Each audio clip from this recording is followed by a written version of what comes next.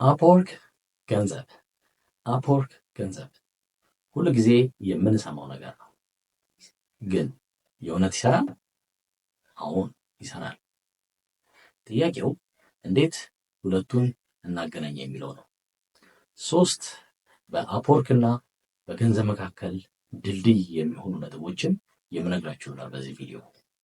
በምን አወቅ፣ እንዴት አወቅ ይሄን የምትሉኝ እኔንም ጨምሮ ሜንቶር የማደርጋቸው በርካታ ተማሪዎች በአፕወርክ ሲሳካላቸው ዶላር ሲሰሩ ማየት ይችላሉ።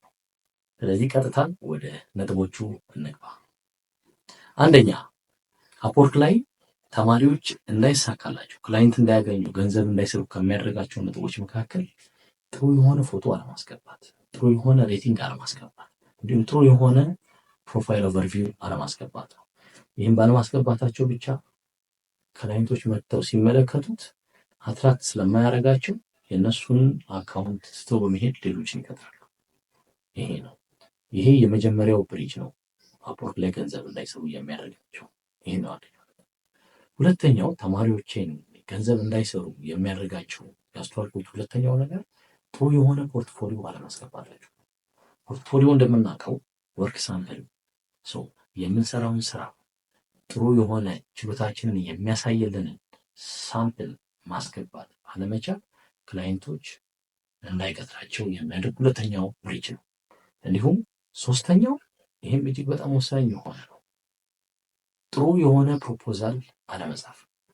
ክላይንቶች መጀመሪያ ስራ አፕላይ ካደረግንላቸው በኋላ የሚመለከቱት የኛ ፕሮፖዛላችንን ካልወደዱት ቀጣይ ወደ ፕሮፋይላችን፣ ታይትላችን፣ ኦቨርቪዋችን፣ ፖርትፎሊዮችን ጭምር አይሄድም። ፕሮፖዛላችንን ቆንጆ አድርገን ጥሩ አድርገን ለክላይንቶቹ በሚመጥን መንገድ ማቅረብ ያስፈልገናል። እነዚህም 3 ልጆች ተግባራዊ የምታደርጉ ከሆነ እርግጠኛ ነኝ የመጀመሪያ ስራችሁን አፕወርክ ላይ ማግኘት ትችላላችሁ። በርካታ ተማሪዎች ሲሳካላችሁ ማየት ችያለሁ። እነዚህ ነጥቦች ጠቁሚያችሁ ማለት ነው።